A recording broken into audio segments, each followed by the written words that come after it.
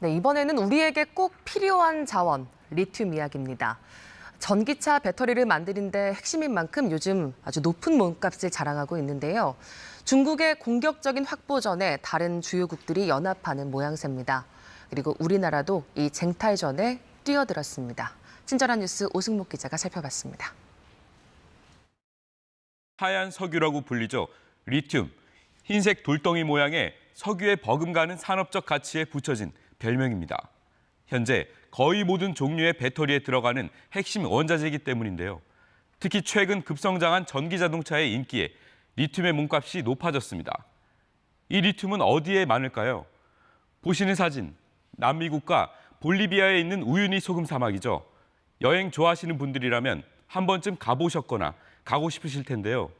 여기에 리튬이 540만 톤, 세계 최대 수준이라는 사실이 알려지기도 했습니다.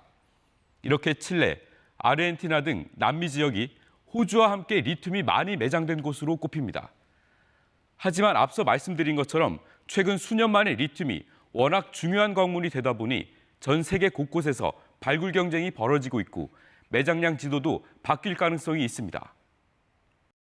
이런 가운데 최근 한 중국 기업이 아프가니스탄 지역 리튬 개발에 100억 달러, 우리 돈으로 약 13조 원을 투자하겠다는 의사가 알려지면서 화제가 됐습니다. 아프간엔 우리 돈 1,300조 원 이상 규모로 리튬이 매장된 것으로 파악되는데요. 중국은 미국 등 서방으로부터 외면받는 탈레반 정권을 설득해 아프간 광물 개발을 선점하겠다는 계획입니다.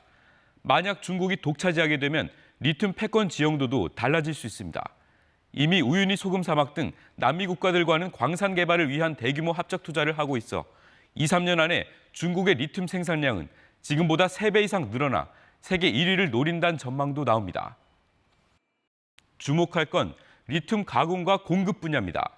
자연에서 캐낸 광물을 필요에 쓰려면 누군가 가공해 공급해줘야겠죠.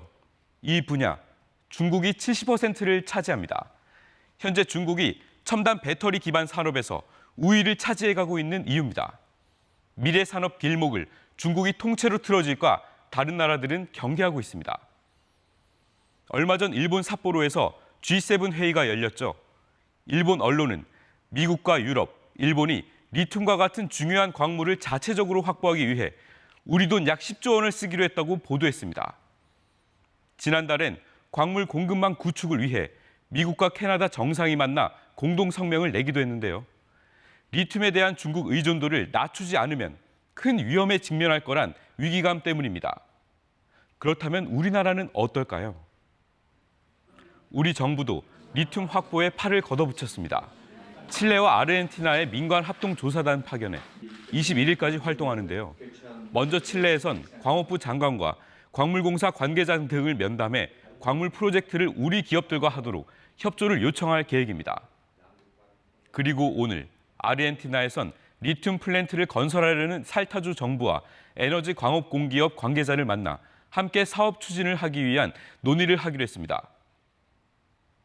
자원이 나오는 나라 입장에선 이 자원을 지키고 최대한 유리하게 이용하기 위해 노력하겠죠.